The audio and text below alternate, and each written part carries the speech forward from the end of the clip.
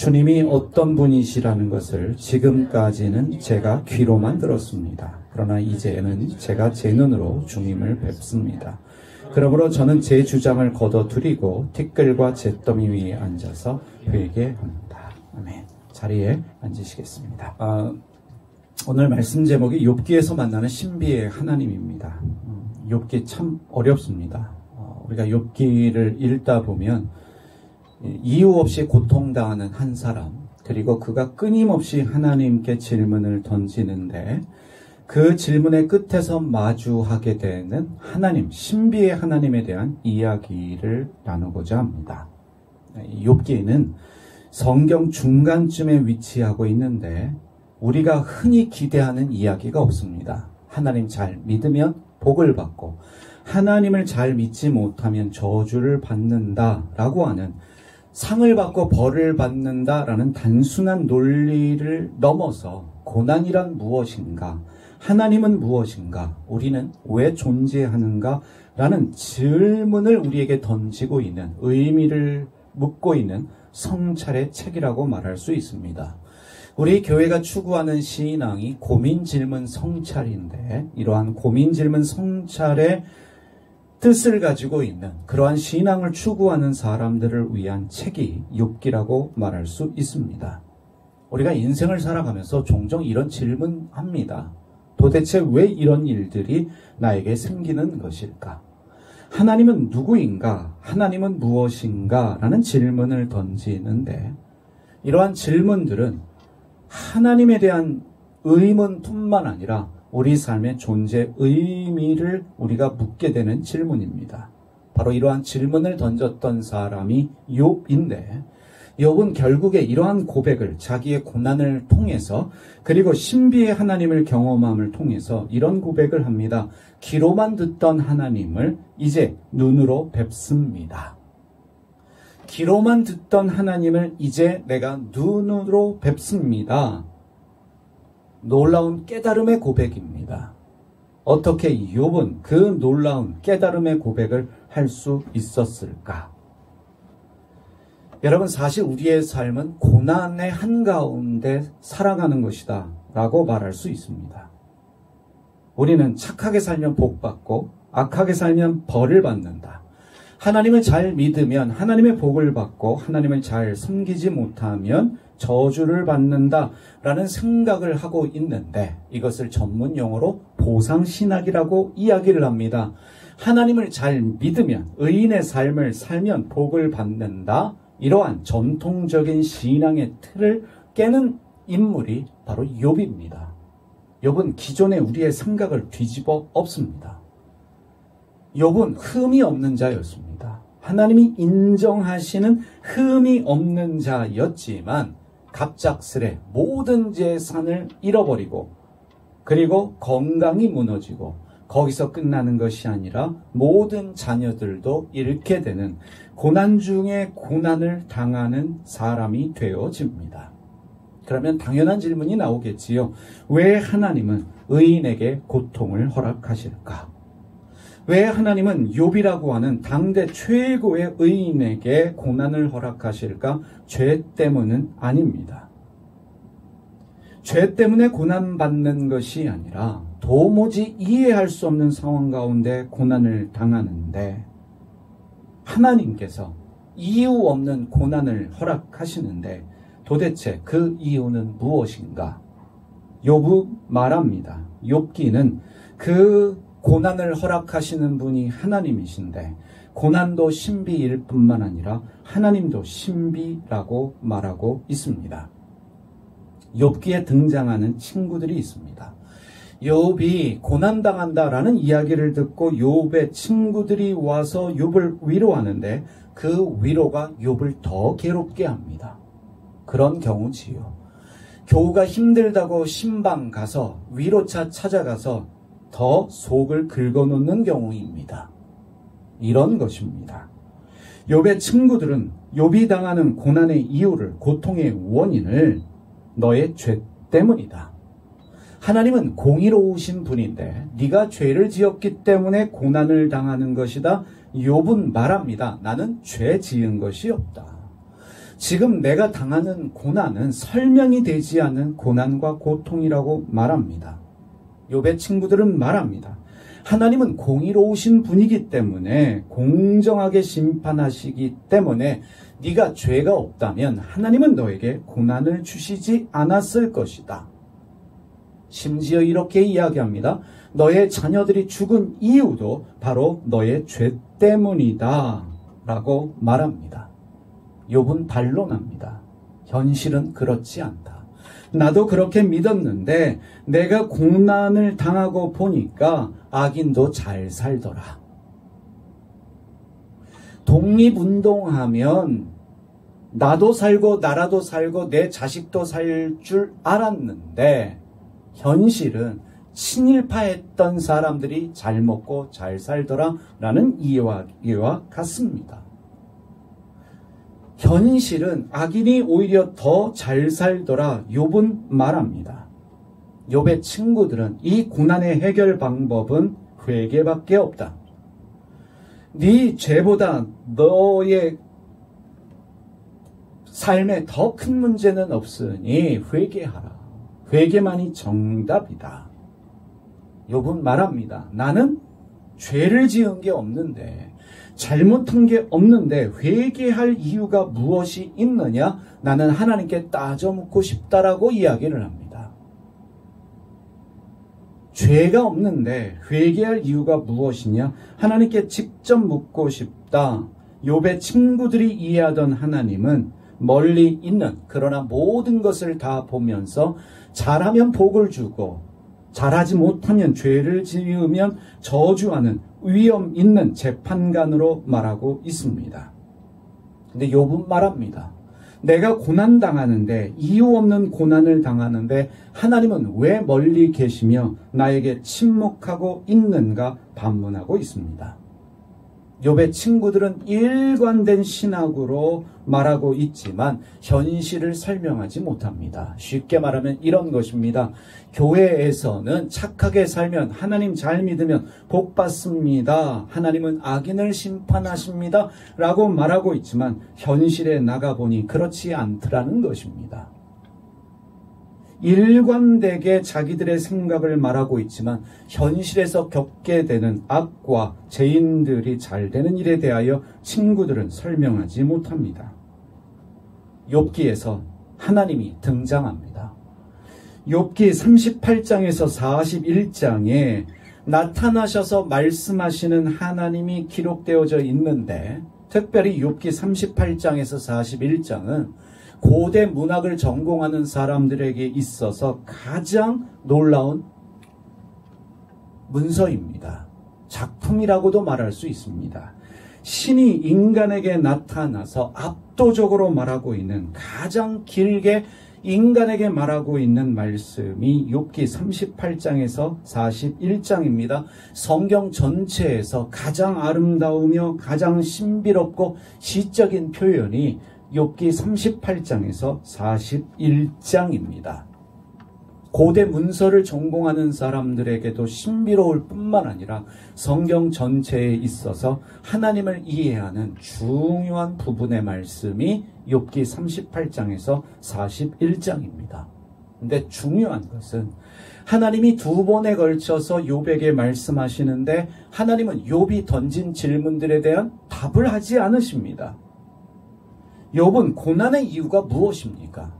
왜 세상의 악인들이 잘 됩니까? 왜 의인이 고난당하는데 하나님은 침묵하고 계십니까? 이러한 욥의 질문에 대하여 논리적인 해답을 주시지 않습니다. 오히려 이렇게 묻고 계십니다. 내가 땅에 기초를 놓았을 때 내가 거기에 있기라도 하였느냐? 내가 그처럼 많이 알면 내 물음에 대답해 보아라. 인간의 질문에 대하여 하나님은 오히려 질문을 던지십니다. 여기서 기독교 신앙을 이해할 필요가 있습니다. 여러분, 신앙은 하나님의 응답이 아니라 하나님의 질문입니다. 우리는 응답받기 위해서 하나님 믿고 있지만 사실 하나님은 우리에게 질문을 던지고 계십니다. 그 질문을 가지고 우리가 고민합니다. 성찰합니다. 그럴 때 우리에게 오는 깨달음이 있습니다. 바로 그것이 신앙입니다. 하나님은 이러한 질문을 욥에게 던지십니다. 바다를 제하는 존재가 누구냐? 별자리의 운행을 네가 조종할 수 있느냐? 사자와 까마귀, 들나귀와 들소, 타조와 독수리를 돌보는 자가 누구냐? 라는 질문을 던지십니다. 세상을 구성하고 있는 방대한 질서를 보여주시며 네가 이 우주를 이해할 수 있느냐라고 물으십니다. 고대 시대에. 먼 옛날 수천 년 전에 하나님이 우주에 대한 질문을 인간에게 던지셨습니다. 네가 우주를 이해할 수 있겠느냐? 과학이 발달했음에도 불구하고 여전히 우주는 이해할 수 없는 대상입니다. 왜냐하면 지금도 팽창하고 있기 때문입니다. 하나님은 질문을 통해서 욥에게 깨달음을 주십니다. 너는 아주 먼지 같은 존재이다. 우주라고 하는 그 신비 가운데 너라는 존재는 먼지 같은 한 부분에 지나지 않는 존재임을 깨닫게 하는 질문을 던지시고 계십니다. 그리고 이제 하나님이 두 번째 말씀하실 때 이렇게 말씀하십니다. 배의 못을 보아라. 내가 너를 만든 것처럼 그것도 내가 만들었다. 그것이 소처럼 풀을 뜯지만, 그리고 또 리오 야단을 말씀하십니다. 내가 낚시로 리오 야단을 낚을 수 있으며 끈으로 그 혀를 맬 수 있느냐. 베헤모, 리오 야단은 혼돈, 위험, 신비, 악의 상징으로 묘사되어지는 생물입니다. 혼돈이며 악이며 신비입니다. 인간이 절대로 통제할 수 없는 그 무엇입니다. 다시 말하면 우리는 절대 통제할 수 없는 세계 속에 살아가고 있을 뿐만 아니라 베헤못, 리오야다는 우리가 이해할 수 없는 신비입니다. 그 신비조차도 창조하신 분이 하나님임을 말씀하고 있을 뿐만 아니라 혼돈, 위험, 신비, 이 모든 악조차도 통제하시는 분입니다. 그런데 그 하나님의 뜻을, 신비를 인간이 이해할 수 없음을 욥에게 말씀하고 있습니다. 왜 하나님은 욥에게 해답이 아니라 질문을 던지고 계시는 것일까? 우리에게 욥기가 중요한 이유가 바로 여기에 있습니다. 욥기는 해답이 아니라 시야를 제시합니다. 시야라고 하는 것은 보는 관점입니다. 전문 용어를 쓰면 세계관이라고 말할 수도 있고 가치관이라고도 말할 수 있는데, 우리의 신앙은 해답이 아니라 어떻게 세상을 바라보느냐, 그 관점에 대한 것입니다. 욥은 왜라고 물었습니다. 왜 이러한 고난이 있습니까? 왜 악인이 잘 됩니까? 라고 물었지만 하나님은 너는 전체를 볼 수 있는 눈이 있느냐? 전체를 이해할 수 있는 눈이 있느냐? 다시 말하면 부분을 보지 말고 전체를 보라고 하는 말씀을 주고 계십니다. 지금 눈앞에 보이는 것만 집중하지 말고 큰 그림을 볼 수 있어야 한다. 대묻고 계시는 것입니다. 이것은 내 고통이 우주 질서 안에서 어떤 의미를 가지는지 너로서는 이해할 수 없다. 너에게 생겨난 이 일들, 고난의 문제들, 네가 묻고 있는 그 하나님조차도 네가 단기간에 이해할 수 없는 것들이다 라는 뜻이기도 합니다.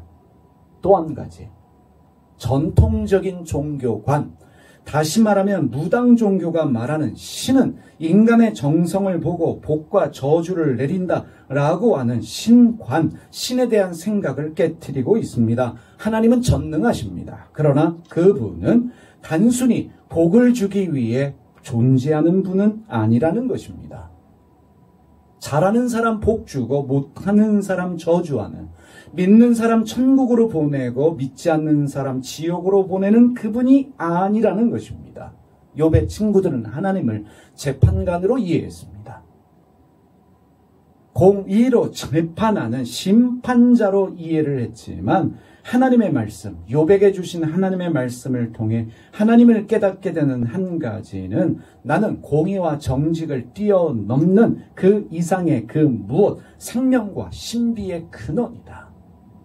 네가 도무지 이해할 수 없는 그 우주의 근원이다 라고 하는 것은 네가 상상하는 것 이상의 존재이며 알아도 알 수 없는 신비의 존재라고 말씀하고 있습니다.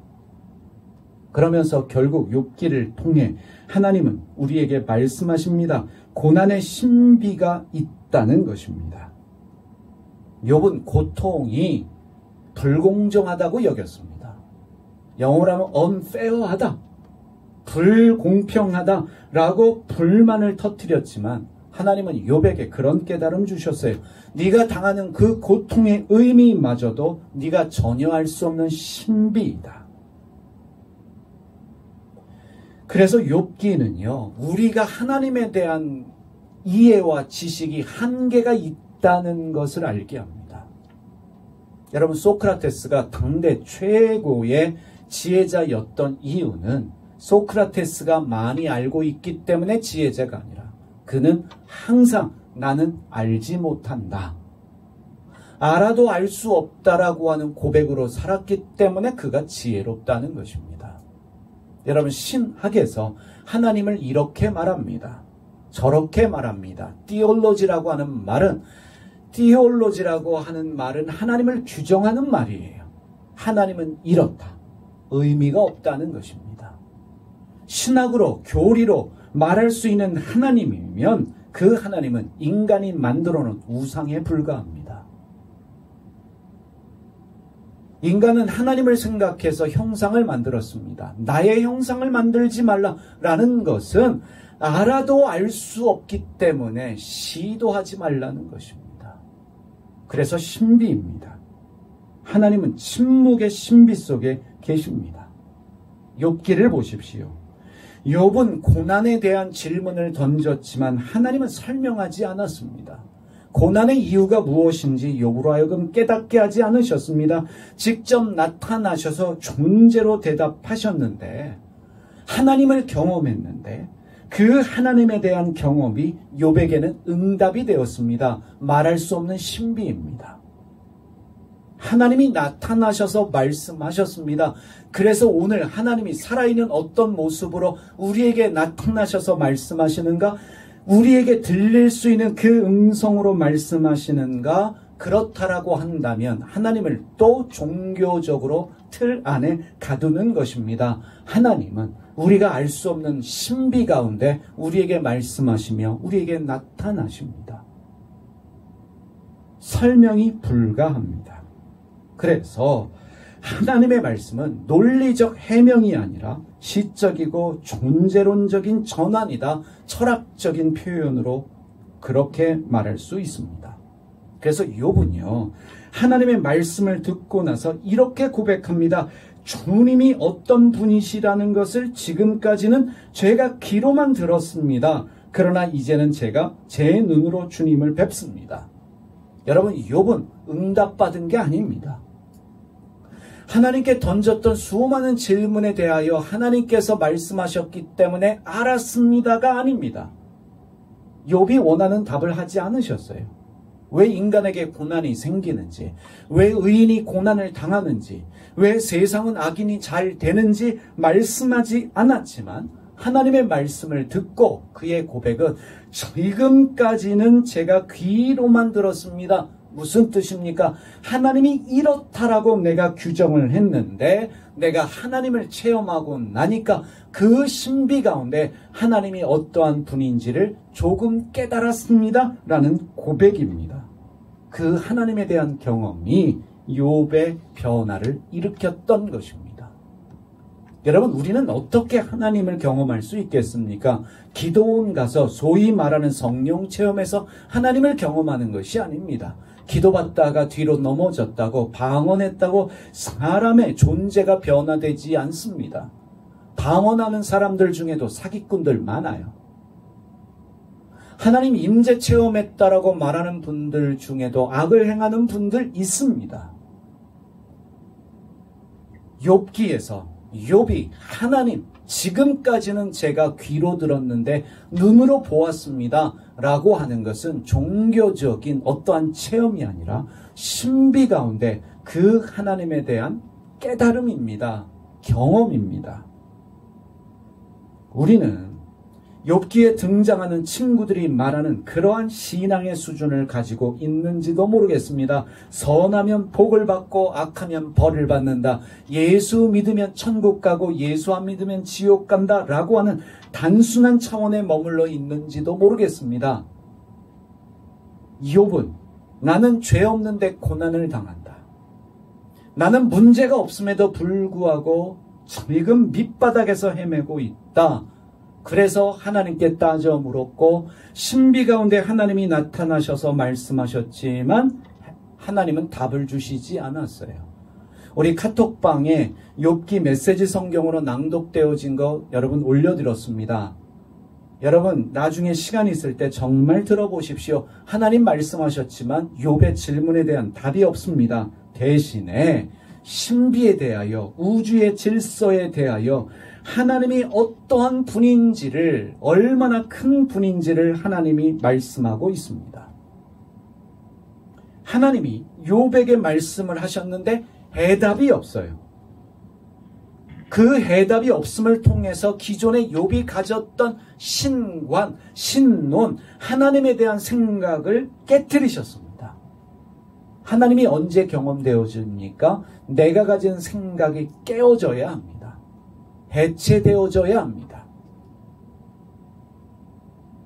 프랑스의 유명한 철학자 자크 데리라라고 하는 사람이 있습니다. 해체주의자입니다.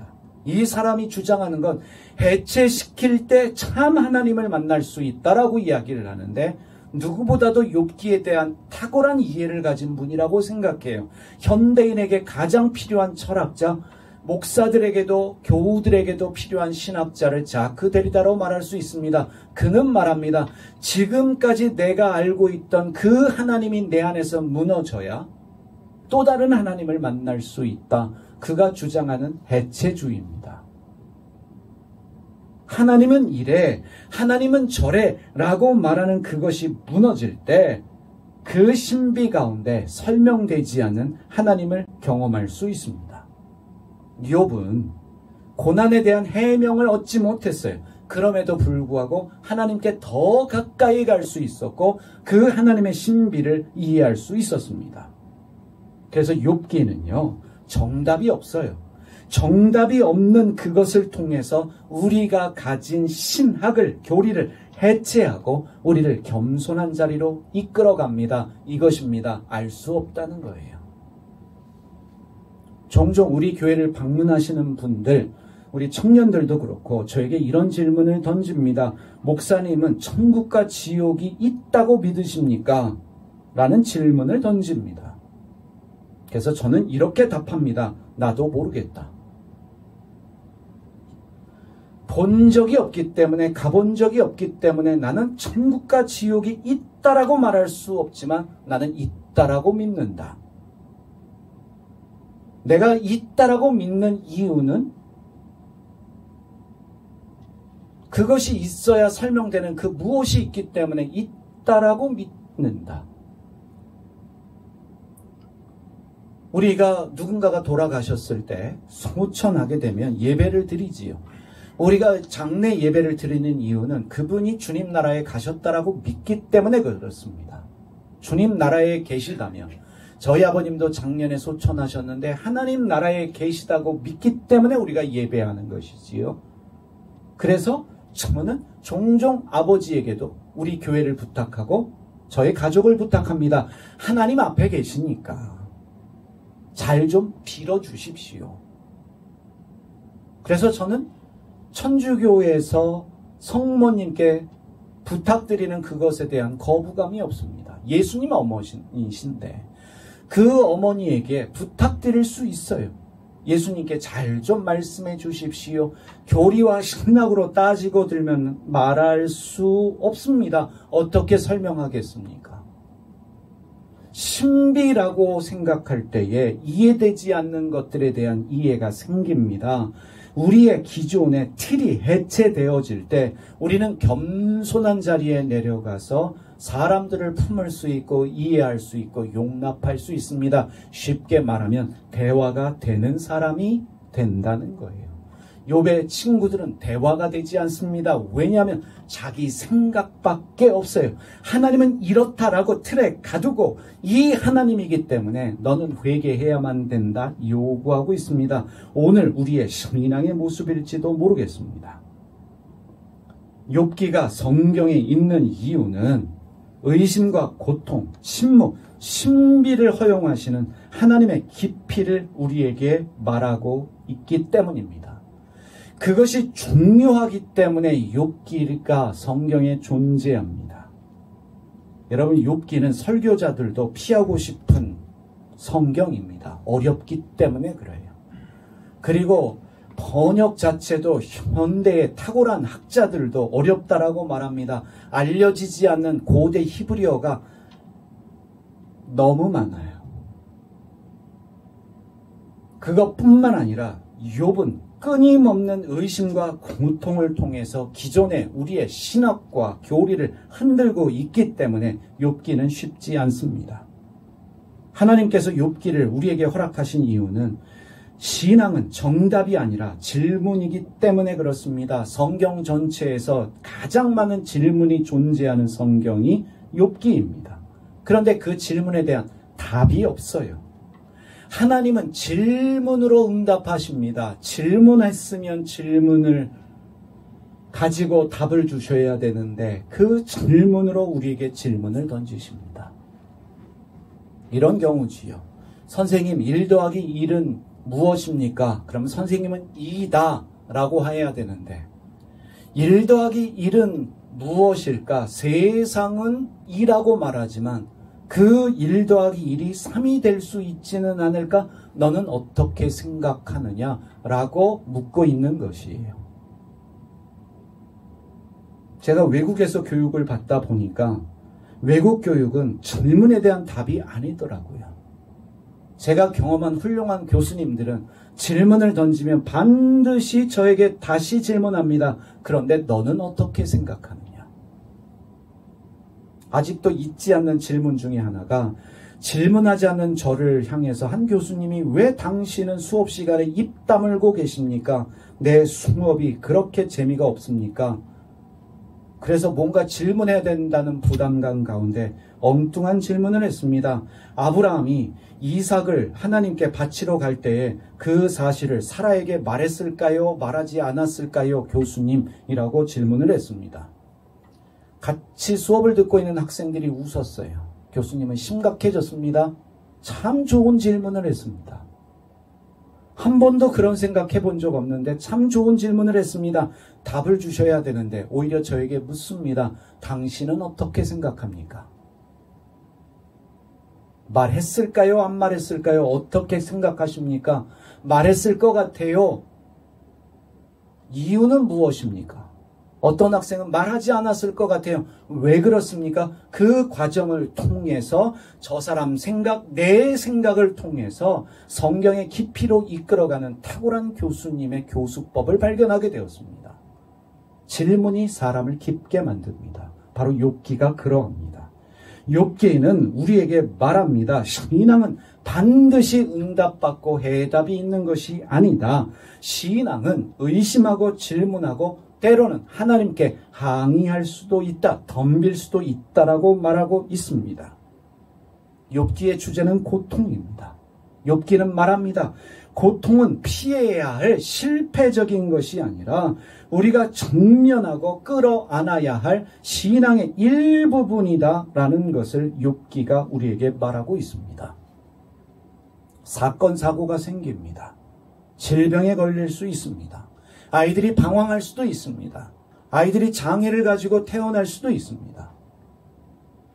그러한 모든 것들에 대하여 분명한 이유가 있는데 그 이유를 신비로 말하면서 그것은 피해야 될 것도 아니고 그것은 죄에 대한 결과도 아니고 내가 끌어안고 직면해야 될 이유로 하나님이 주셨는데 그것이 무엇이냐? 우리에게 질문을 하고 있는 것입니다. 다시 말하면 하나님 나에게 이런 일이 생겼는데 왜 생겼습니까? 하나님은 오히려 우리에게 묻고 있어요. 이게 신앙입니다. 왜 내가 너에게 그런 일을 허락했다고 생각하느냐? 왜 너에게 물질적인 어려움, 가정의 어려움, 그 넘어짐을 허락했다고 너는 생각하느냐? 우리에게 질문을 하고 있습니다. 그리고 그러한 고통은 믿음이 약해서가 아니라 우리의 삶의 한 부분으로 존재한다는 것을 깨닫게 합니다. 그래서 욥기는 깊습니다. 욥기의 주제 중에 하나는 이것입니다. 하나님을 정의하지 마라. 여러분, 우리가 믿고 있는 하나님은 이름이 없습니다. 우리가 말하는 하느님은 신에 대한, 엘로힘에 대한 번역일 뿐입니다. 하나님은 단 한 번도 인간에게 자기 이름을 말한 적이 없습니다. 전 세계 모든 종교의 신들은 이름이 있습니다. 그 이름은 인간이 지어준 이름이에요. 태양신, 라, 제우스, 비너스 다 인간이 지어준 이름인데 성경의 하나님은 이름이 없습니다. 야훼, 여호와도 인간이 지어놓은 이름이에요. 이름이 없습니다. 야곱이 이름을 물었어요. 당신의 이름이 무엇입니까? 알려주지 않으셨습니다. 모세가 물었습니다. 이집트의 신들은 이름이 있는데 나를 보내신 신의 이름이 무엇인지 말해야 되지 않겠습니까? 유도신문을 했어요. 모세는 하나님께 유도신문을 던진 겁니다. 이름이 무엇입니까? 말해주셔야 내가 이집트에 가서 할 말이 있지 않습니까? 이집트 신들의 이름이 다 있어요. 그때 하나님께서 이렇게 말씀하시죠. 나는 스스로 있는 자다. 그건 번역에 불과한 말입니다. 현대 지식으로는 도무지 번역할 수 없는 말입니다. 최대의 지식으로 번역한 말이 나는 스스로 있는 자다라고 말하고 있지만 그 번역도 완벽하지 않은 번역이라는 것을 말합니다. 미국의 고대 히브리어의 최고라고 말할 수 있는 교수님이 겸손하게 이렇게 말씀하셨습니다. 우리의 지식을 활용해서 말할 수 있는 한 가지는 이렇게도 번역이 가능합니다. 너 내 이름 알아서 뭐하게? 너 내 이름 알아서 뭐하게? 그래서 지금 유대인들은 그 하나님을 하셴, 그 이름이라고 부르고 있습니다. 알 수 없는 그분, 이름을 알 수 없는 그분 하셴께서 하셴이라고 말하고 있어요. 우리가 하느님, 하나님 이거다라고 말하는 것 자체가 우리의 오만인데 바로 욥기는 하나님을 완성된 개념으로 말하지 마라. 하나님에 대한 지식을 깨트려라 라고 말하고 있습니다. 다시 말하면 인간이 만들어낸 정답 같은 신학이 오히려 하나님의 참 모습을 가릴 수 있다는 것입니다. 그래서 욥기는 틀 안에 가두어진 그 믿음이 틀릴 수도 있다는 것이에요.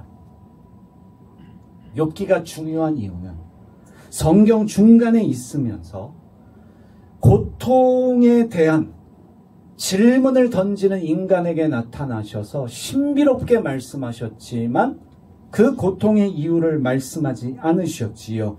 이 응답으로 오신 분이 바로 예수 그리스도이십니다. 여러분, 이 신비를 깨달으셔야 합니다. 예수님이 고통 가운데 십자가에 달리셨습니다. 욥기에 등장하는 하나님은 압도적인 창조주예요.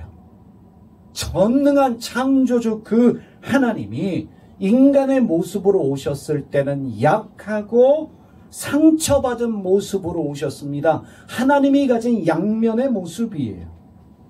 여러분, 우주 만물을 창조한 이 팽창하는 우주를 창조한 전능한 하나님이 인간으로 오셨는데 그분이 예수님이지요. 나약하고 아무것도 할 수 없는 상처받은 모습으로 오셨습니다. 욥기는 복음이라고 하는 응답을 향해 열린 물음표와 같은 것이에요. 이것을 뒤에 가서 조금 더 설명하겠지만 신앙은 무언가를 향해 가고 있지만 우리는 모르는 채 살아가고 있는 것이고 그 신앙의 신비는 예수 그리스도 안에서 풀어지는 것임을, 그분 안에서 무언가를 발견할 수 있음을 욥기가 우리에게 던지고 있습니다. 그러면 내가 원하는 답을 찾지 못함에도 불구하고 나는 여전히 하나님을 찾을 수 있겠는가? 내가 원하는 답을 얻지 못했음에도 불구하고 나는 계속해서 그 하나님의 신비 가운데 하나님의 뜻을 찾을 수 있는가? 욥기가 우리에게 질문하고 있습니다. 질문 없는 신앙은 자라지 않습니다. 맹목적이 되어집니다. 여러분, 믿음 좋은 분들하고 대화를 하다 보면 대화가 안 됩니다. 그래서 히브리어를 조금 배웠다고 말하는 제가 좀 교만한 생각일 수도 있지만 히브리어에서는 이렇게 말해요 라고 하면 19명은 귀를 막고 말하지 마세요. 내 믿음 흔들지 마세요. 이런 거예요. 구약에는 천국 지옥 이야기가 없습니다. 구약에는 천국 지옥 이야기가 없어요. 있으면 찾아서 얘기해 주세요. 나오는 단어 하나가 스올. 스올은 죽은 사람이 가는 우리가 말한 저승이라는 뜻 외에는 없는 단어입니다. 라고 말하면 귀를 막고 내 믿음 흔들지 말라고. 잘못 알고 있어도 나는 그렇게 믿겠다고 말하는 분들이 대부분이에요. 여러분, 성경은 여자가 남자의 갈빗대로 만들어졌다라고 하는 부분이 없습니다. 번역이 잘못된 거예요. 제일 나는 성경 어디에도 갈빗뼈로 번역을 하지 않습니다. 그것을 발견한 학자들이 그 번역을 바로잡자고 논문도 쓰고 책도 쓰지만 바꿀 마음이 없어요. 왜? 지난 2000년 동안 그렇게 믿었는데, 여자는 남자의 갈빗대로 만들어졌다라고 믿었는데, 사람의 바늘 쪽에서 하나가 남자 되게 하고 여자가 되게 했다라는 것을 가르치면 모든 사람들의 믿음이 흔들리는데, 그럼에도 불구하고 여러 사람에게 얘기했음에도 불구하고 이야기합니다. 목사님이 아무리 잘 알고 계셔도 나는 그렇게 믿고 싶지 않습니다. 어떤 생각이 드십니까? 내가 잘못 알고 있어도 잘못된 것을 지키며 가고 싶다라고 말한다면 이 사람과는 어떤 대화도 되지 않습니다. 질문과 고민이 없으면 신앙이 자라지 않습니다. 그래서 오히려 질문과 고민을 가지고 교회에 나오지 않는 아이들이 차라리 믿음이 좋은 아이들이에요. 어느 날 신비의 하나님을 경험하면 그 하나님 가운데 삶이 달라질 수 있습니다. 욥기 없는 성경은 완성되지 않은 책이다 말할 수 있습니다. 예수님이 십자가에서 하나님, 나의 하나님, 어찌하여 나를 버리셨습니까? 라는 절규는 욥이 하나님께 던졌던 질문과 유사합니다. 예수님이 하나님께 질문 던졌던 것처럼 예수님이 하나님께 자기가 당하는 고통에 대하여 질문을 던지셨습니다. 어찌하여 나를 버리셨습니까? 인간을 대신한 예수님의 질문이었습니다. 그런데 하나님은 침묵하셨습니다. 고난의 이유를 설명하지 않으시고 이제 그 하나님이 고난 안으로 들어오셨습니다. 너의 고난이 이런 이유 때문이니 너는 회개해라가 아니라 십자가의 그 예수님이, 인간으로 오신 그 하나님이 우리 고통 가운데 함께 들어오셨다는 것입니다. 그럼 신비 아니겠습니까? 우리가 생각하는 전능한 창조주는 우리의 기도를 듣고 그래 내가 선심 쓴다 고통아 사라져라 후 불어서 다 날려보내는 그러한 신을 우리는 기대를 해요. 그지요? 내가 기도하면 다 해결해 주셨으면 좋겠어요. 우리 월요일부터 금요일까지 2시간 기도하는데 좀 이 정도 하면 들어주시면 좋잖아요. 근데 하나님이 그래 네가 원하는 대로 다 해줄게가 아니라 고통 가운데 들어와 계셔요. 이 작은 교회, 이 어려움 가운데 들어오셔서 함께 고통을 당하고 계십니다. 욥이 고통받는 인간이라면 예수님은 고통받는 하나님이십니다. 인간의 고통과 그 고통 가운데 계시는 하나님이 만나는 지점이 십자가입니다. 욥기에서 하나님은 침묵하셨습니다. 다시 말하면 고통을 설명하지 않으셨습니다. 그런데 하나님이 인간으로 마침내 오셔서 십자가 위에서 그 고통에 대한 해답을 주셨습니다. 무엇입니까? 나도 너희와 함께 고통 중에 있다는 것입니다. 그래서 이것을 깨달은 사람들은 어려운 아프리카나 아시아에 날아가서 그들을 바꾸려는 것이 아니라 그 고난과 고통 가운데 함께 머뭅니다. 그 탁월했던 분 중에 하나가 이태석 신부님입니다.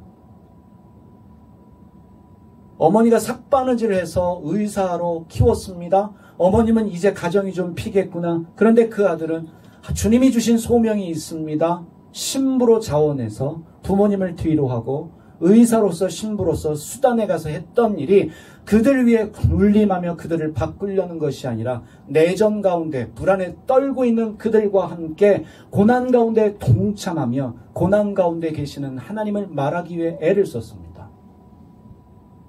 저는 이태석 신부님 보면도 이해가 되질 않아요. 그 잘생기고 그 똑똑하고 음악이면 음악, 기술이면 기술, 또 탁월한 의사인데 암에 걸리게 하셔서 일찍 데려가셨어요. 젊은 나이에 데려가셨습니다. 그분 이름 이용해서 사기치는 사람들이 한둘이 아니었는데, 그래서 나중에 이태석 신부님 재단에서 이태석 신부님 이름 가지고 사기치지 마라 공지가 올라올 정도로 그분의 이름으로 아프리카를 위한답시고 후원을 일으키고, 그래서 사기치는 사람들이 많은데 그들은 내버려 두시고 젊고 잘생긴 사람, 순수하게 하나님을 찬양했던 사람을 일찍 데려가시는 그 하나님을 사실 저는 지금도 이해가 되지 않습니다. 그럼에도 불구하고 고난 가운데 함께 계시는 하나님을 이해했기 때문에 그들과 더불어 살고자 했던 한 사람, 우리의 고통 가운데 함께 계시는 그 신비의 하나님. 그래서 욥기 없는 십자가는 감정이 없습니다.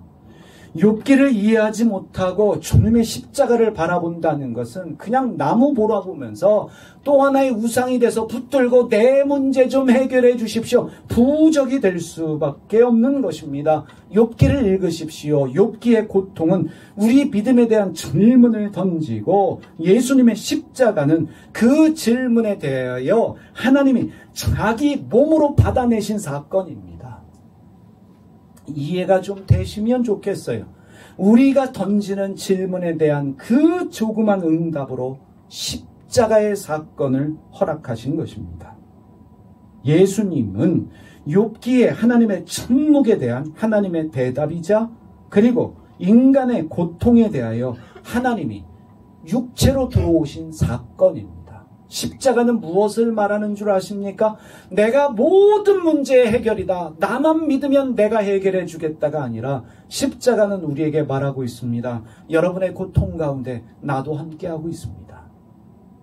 여러분의 어려움 가운데 나도 함께하고 있습니다. 여러분의 눈물 가운데 나도 눈물 흘리고 있습니다. 우리에게 말하고 있습니다. 그래서 오늘 우리가 읽었던 말씀이 욥이 결국 깨달은 한 가지예요. 욥기 42장 5절 6절, 주님이 어떤 분이라는 것을 지금까지는 제가 귀로만 들었습니다. 나의 신학, 나의 교리가 있었습니다. 자기도 잘 믿으면 복받고 나쁘게 살면 저주받는다. 그러니 가난은 죄로 인한 결과이다. 자식들이 문제가 생기는 건 부모의 죄 때문이다. 그렇게 믿었는데 이제는 제가 제 눈으로 주님을 배웠습니다. 그 모든 나의 잘못된 믿음들이 깨어져 나갑니다. 그러면서 말합니다. 그러므로 저는 제 주장을 거둬들이고 티끌과 잿더미 위에 앉아서 회개합니다. 여기에 중요한 것이 회개라는 번역은 잘못되어진 번역입니다. 이 구절은요, 전문 신학자들의 표현을 빌리자면 학자들을 제일 어렵게 하는, 고대 히브리어를 연구하는 학자들이 난제 중에 난제라고 말하는 구절입니다. 욥기 42장에는 언어학적 암호들이 숨겨져 있어서 번역하기 참 힘든 말씀 중에 하나가 욥기 42장인데 그 중에서도 바로 42장 6절입니다. 그 회개가 아니라는 거예요. 다시 말하면 이 구절에 쓰여진 회개라는 단어는 여기서만 또 회개로 쓰고 있어요.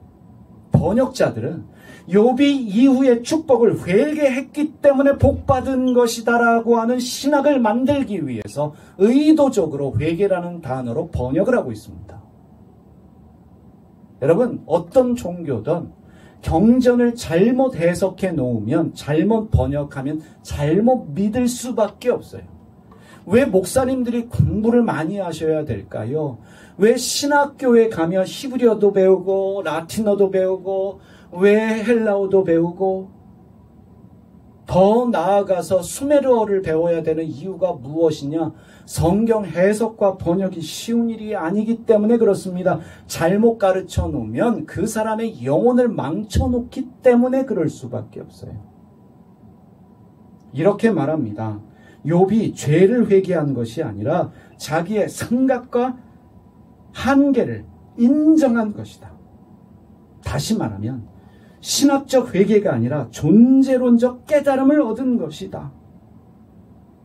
회개하다로 번역되어진 히브리어 나함은 물론 회개라는 뜻도 있지만 대부분 위로하다, 격려하다예요. 다시 말하면 내가 이제 격려를 받았습니다. 위로를 받았습니다라는 뜻이. 이제 좀 뭔가 좀 알겠습니다 라는 뜻입니다. 욥기에 이 나함이라는 히브리어가 7번 사용되어졌는데 다른 데서는 다 위로로 쓰고 있는데 이 42장 6절에서만 회개로 쓰고 있는 것은 의도적으로 보여질 수밖에 없습니다. 그리고 욥은 회개한 적이 없어요. 왜냐하면 욥은 하나님이 인정하시는 의인이었기 때문에 그렇습니다. 그래서 자기 주장을 거둬들인다? 여기에 여러분이 주목하셔야 합니다. 지금까지 내가 이해했던 하나님과 세상의 틀을 내려놓는 해체를 경험한 것입니다. 그래서 자크 데릴라라고 하는 프랑스 철학자가 말한 해체주의가 우리에게 중요한 이유입니다. 더 이상 나는 내 생각을, 내 사고를 신뢰하지 않습니다. 내 사고 체계가 틀렸습니다. 그동안 내가 알고 있던 하나님에 대한 믿음을 내려놓겠습니다. 그랬더니 새로운 세상이 열리더라는 것입니다. 우리는 주님 앞에 죄를 회개하는 것을 일반적으로 이야기합니다. 그런데 욥기에 와서는 자기의 사고방식과 자기가 믿고 있던 그 하나님에 대한 이론을 내려놓습니다. 자기의 신학과 교리를 내려놓습니다. 그럴 때 그 신비 앞에 하나님을 경험하게 됩니다. 그래서 욥은요, 죄를 회개한 사람이 아니라 하나님을 이해하려는 시도를 내려놓은 사람이다 말할 수 있습니다. 하나님을 이해하려고 하지 마라. 하나님을 규정하지 말아라. 무당들은요, 신이 노했어 라고 하면서 신을 규정해버려요. 죄송한 얘기지만 윤석열 정권이 무너진 이유가 무당 때문이에요. 신이 노했어. 용산에 있는 신을 모셔야 된다고 해서 용산으로 간 거고, 청와대 자리 얼마나 좋습니까? 거기에 가면 거기에 있는 신이 노해서 제명대로 못 산다. 신을 규정하고 그 신을 두렵게 만듦을 통해서 한 인생을 망칠 뿐만 아니라 국가도 어렵게 했어요. 잘못된 신론, 신관은 한 국가를 흔들 수 있는 무서운 것입니다. 잘못된 신관 때문에 유럽은 30년 전쟁을 했습니다. 엄청난 사람들을 신교와 구교로 나누어져서 죽였어요. 하나님이 문제가 아니라 잘못된 신관이 문제였지요. 청교도들이 아메리카 대륙에 들어가서 인디안 땅을 빼앗으면서 하나님의 이름으로 인디안들을 죽였습니다. 처벌했습니다. 정복전쟁을 했습니다. 1억 명 가까이 죽였어요. 그들의 신관, 신론이 문제였습니다. 그런데 그 신관, 신론을 가진 사람들이 선교사가 되어서 타국으로 들어갈 때도 같은 생각. 그래서 식민지 정책을 가졌던 유럽이 앞장세웠던 사람들이 선교사였다는 것을 우리가 간과하지 말아야 합니다. 욥기의 하이라이트는요. 하나님은 엘로힘입니다. 신, 하나님. 근데 신들이라는 복수형입니다. 엘로힘은 하나님, 복수형이에요. 복수형을 쓰는 이유는 모릅니다. 삼위일체이기 때문에 복수형을 쓰는 것이 아닙니다. 그러면 당연히 욥기에도 엘로힘을 써야 되는데 욥기는요. 엘로아라고 하는 단수를 쓰고 있어요. 하나님 그러면 엘로힘이라고 해야 되는데 욥기는 엘로아라는 단어가 구약성경에 57번 쓰였는데 엘로아가 41번이나 모든 엘로아가 욥기에 집중되어 있어요. 욥기의 하나님은 엘로힘이 아니라 엘로아예요. 그 엘로아라는 게 뭐냐면 이것도 한 학자의 주장입니다. 이것이다 말할 수 없는데 엘로힘은 존칭의 의미가 있어요. 히브리어에서 복수는 존칭의 의미가 있습니다. 근데 단수는 맞짱 뜨자는 거예요. 하나님께 너무 화가 나서 하나님과 1대1 맞짱 뜨는 욥의 심정을 엘로아로 말하고 있다는 것입니다. 이걸 어떻게 우리 한국말로 번역할 수 있겠습니까? 히브리어의 엘로힘, 엘로아를 이해할 때 지금 하나님 앞에 절규하며 하나님 죽이든지 살리든지 마음대로 하십시오.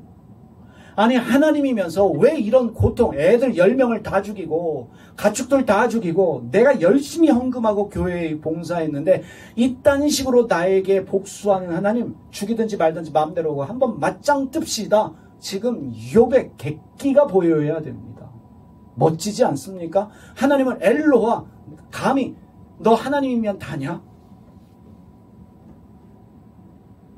여러분 카톨릭 신자들은 성모님 상 앞에서 천주의 성모 마리아님 그러지요? 제가 경험했던 가장 멋진 기도가 뭔지 아십니까? 술 취하신 분이 소주병 들고 아줌마! 거기 있으면 다야! 그래서 저주받을까요? 아니요. 그렇지 않을 것 같아요. 그 객기마저도 받아주는 것이 신의 속성 아닐까요? 예수님을 향해서 그런 분도 있어요. 제발 거기 좀 있지 말고 거기만 붙어 있지 말고 나에게 와서 나 좀 살려줘라. 한 처자가 사는 게 너무 힘들어서 아버지 어머니 다 병들어 있고 오빠는 정신병이고 그 상계 챙기는 게 너무 힘들어서 견디기 힘들어서 농약 먹고 자살을 했는데 교회 다니는 처자예요.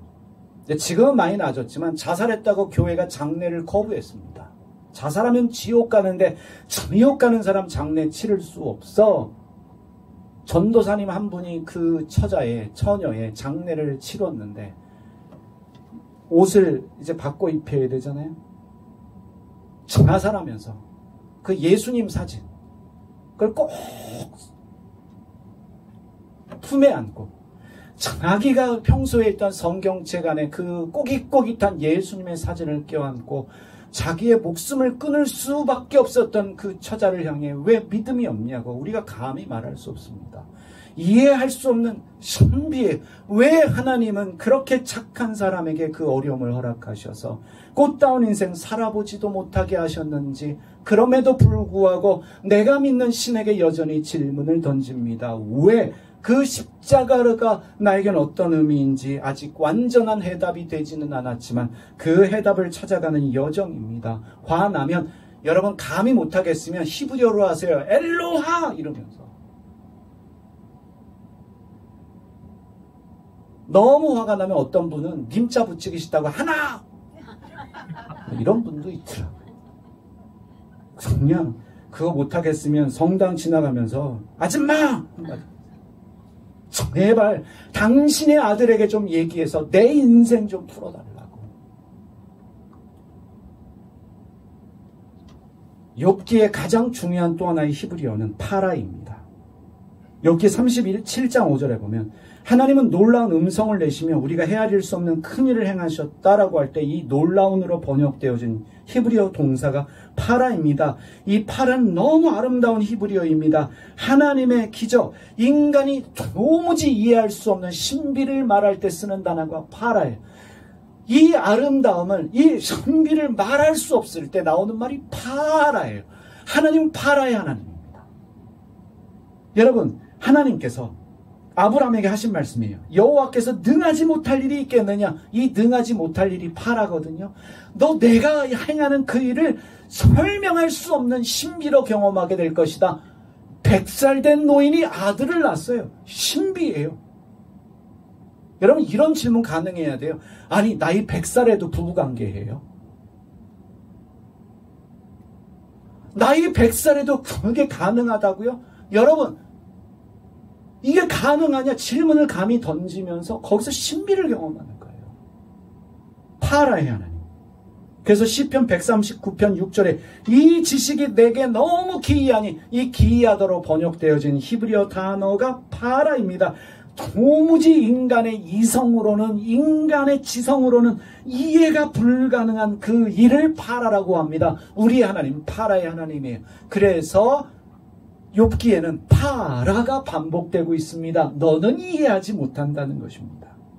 그래서 욥기의 하나님은 설명되어지는 하나님이 아니라 현존으로 답하시는 신비의 하나님이다. 신비의 하나님이라고 하는 것은 이해 불가능, 설명 불가능하다는 것입니다.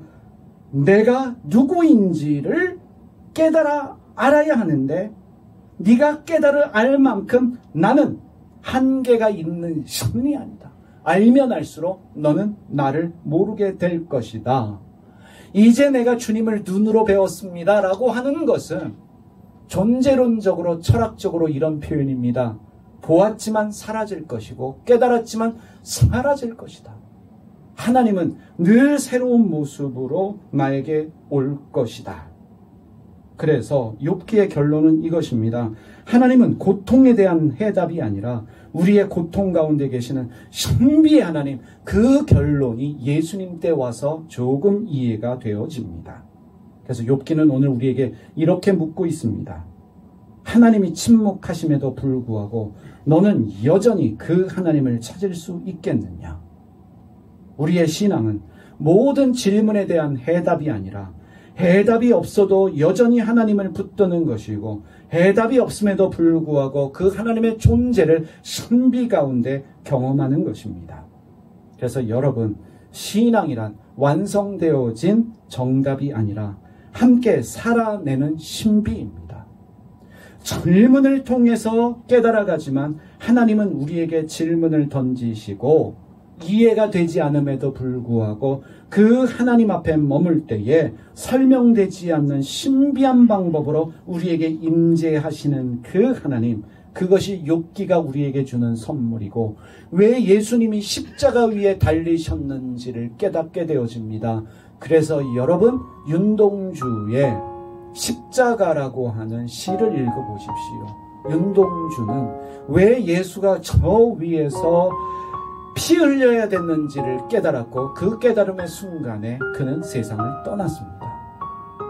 그럴 때 신앙의 신비를 아는 거예요. 누구보다도 예수를 사랑했던 윤동주는 젊은 삶을 다 살지도 못하고 그의 삶을 시로 남기고 떠났습니다. 여기서 신앙의 신비를 발견해요. 예수를 믿으면 복받고 잘되고 자식이 잘됩니다. 그 수준이라면 예수 아니더라도 그런 복을 줄 신들은 세상에 널리고도 널렸습니다.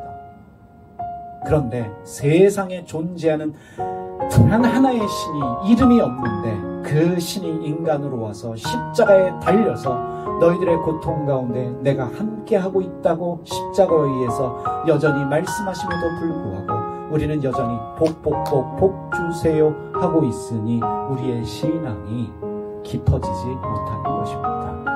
여러분, 이번 일주일 동안 욥기를 여러분이 읽으시고 그리고 제가 나눠드린 이 설교 페이퍼를 참고하시면서 다시 한번 욥기의 신비 가운데 들어가는 파라의 하나님을 경험하는 은혜가 있기를 소원합니다. 기도하겠습니다.